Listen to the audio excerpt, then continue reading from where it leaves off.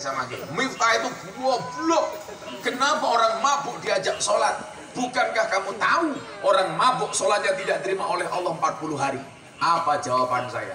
Diterima nggak diterima bukan urusanmu, tapi urusan Tuhanku. Maka waktu itu saya bilang, cukup Rokib dan Atid yang menilai amalku, cangkemmu rausah melu. Oh tenang. Kayak anak gue Samsudin.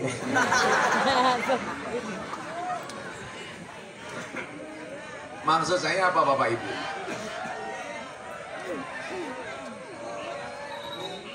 Saya pulang pengajian dari Baros bisa stres saya.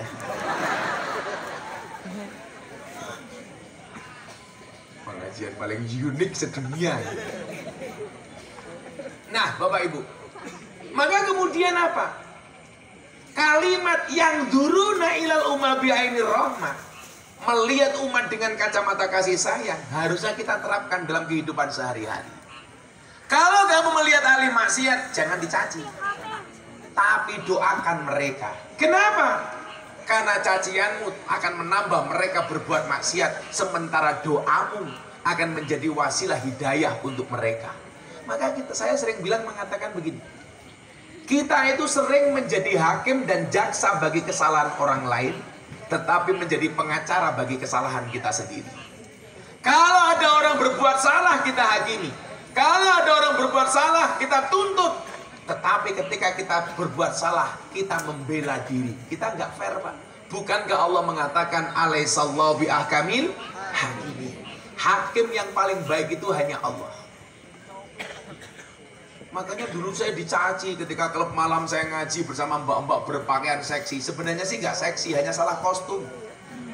Karena mbaknya tingginya 170 cm, pakaiannya hanya 120 cm. Itulah alasan kenapa saya selalu menggunakan kacamata hitam. Supaya apa? Kalau melihat tidak kelihatan.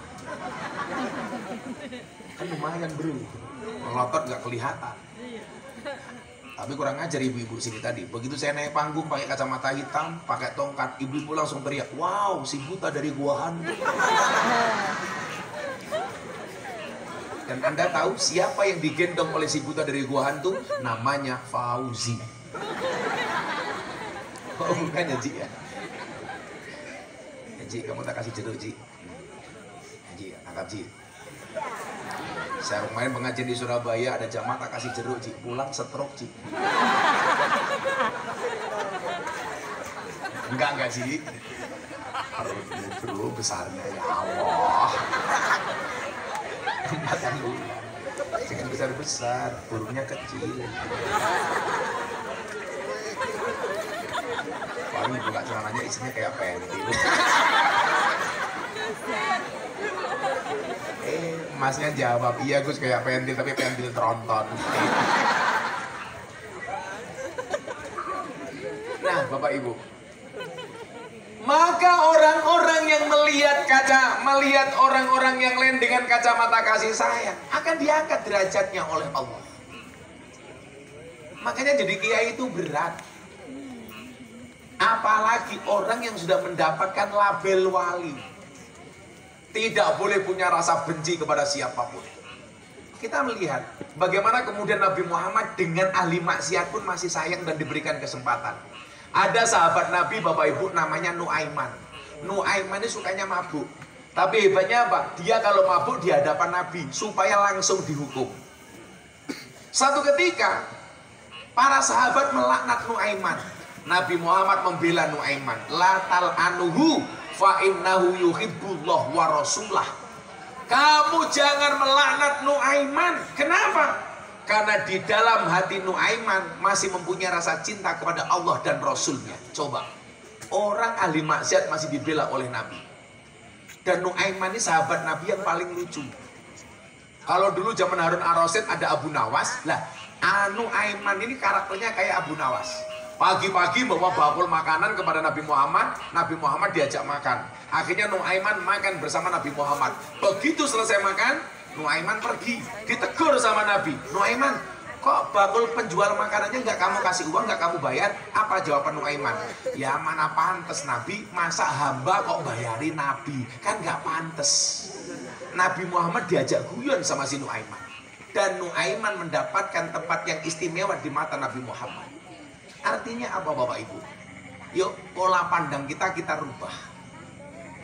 Anda yang merasa baik, soleh itu adalah orang yang bisa membuat soleh orang lain. Sementara Anda yang belum soleh, diajarkan oleh Imam Asy-Syafi'i, uhibbus solihina walastu minhum. Saya mencintai orang soleh walaupun saya bukan merupakan bagian dari orang soleh. Kenapa? La'alli an anala bihim syafa'ah. Karena saya berharap mendapatkan kebaikan dari orang soleh. Bapak Ibu, jangankan di hatimu ada nabi, tergambar nabi. Cinta saja dengan nabi, Allah akan menurunkan berkahnya. Kok itu toh? Anda kan tahu, saya itu dapat 3 penghargaan dari Leprit dan Muri dalam 3 kategori. Salah satunya apa? Sebagai selebritis yang paling banyak wajahnya dilukis di bokong truk. Ada 350 truk, bokong truknya digambar wajahnya Gus Miftah. Yang paling menyedihkan satu, mobil tangki sedot WC. Ada gambarnya Gus Miftah dengan kata-kata, bokongmu adalah rezekiku. Yang pengen saya sampaikan bukan itu. Ada fans berat saya dari Kalimantan Selatan. Anaknya mengandung 3 bulan. Jadi pernikahan muda, anaknya hamil 3 bulan. Tiap malam nonton YouTube. Setiap kali tidur, ngelindur. Ngelindur ini bahasa Indonesianya apa? Bukan mimpi. Ngigo. Ngigo sebut nama Gus Miftah. Saya itu kalau ngomong bahasa Jawa ke Indonesia sering salah. Karena banyak bahasa Indonesia yang nggak ada, bahasa Jawa yang nggak ada bahasa Indonesianya. Contohnya, nguyuh anyang-anyangan. Apa bahasa Indonesianya? Nggak ada. Masa kencing tawar-menawar? Apa? Anyang-anyangan ini bahasa Indonesianya apa tadi? Enggak. Masa kencing macrit-macrit? Apa Ji? Oh, masa kencing acak-acakan gimana kau sih? Kencing acak-acakan. Setiap malam ngigol Pak, nyebut nama saya Gus Miftah, Gus Miftah, Gus Miftah. Akhirnya bapaknya kasihan. Kalau bahasa Jawanya ngelindur, bahasa Indonesianya mengigol. Untung yang mengigol orang pedalaman Kalimantan. Coba kalau yang mengigol orang Baros, pasti orang-orang curiga. Jangan-jangan selingkuhannya Gus Miftah. Singkat cerita, anaknya bilang sama bapaknya, Pak, bisa nggak berangkat ke Jogja? Minta video dari Gus Miftah atas kehamilan saya. Bapaknya cuma punya uang 300.000. Akhirnya berangkat sampai Banjarmasin, uangnya habis. Begitu mau nyebrang ke Semarang, lihat truk bokongnya ada fotonya Gus Miftah. Dia datangi, sopirnya ditanya, Pak, ini mobilnya siapa? Mobil saya. Kok bokongnya ada gambar Gus Miftah? Iya, Gus Miftah idola saya. Bapak mau kemana? Saya mau ke Jogja, tapi saya nggak punya uang, uang saya habis. Apa kata sopir? Pak, silakan naik truk bersama saya, kita ke Jogja. Saya antar sampai pondoknya Gus Miftah. Coba Anda bayangkan, hanya gambarnya Miftah di bokongnya truk bisa memberikan pertolongan.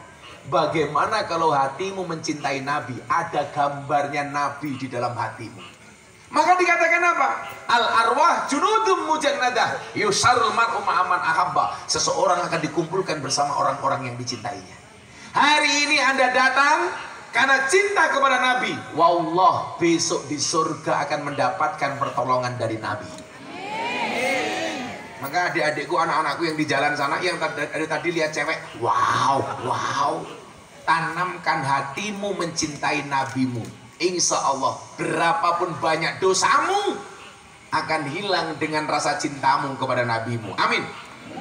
Kalau Anda malam hari datang karena cinta kepada kiai, kepada Abu Yamuh tadi, insya Allah besok kita di surga bersama para kiai. Amin. Tapi kalau di dunia Anda hanya senang dengan artis dangdut, hati-hati, besok di padang mahsyar Anda akan mendapatkan alamat palsu. Yang lain masuk surga, Fauzi teriak, buka Didi, jos.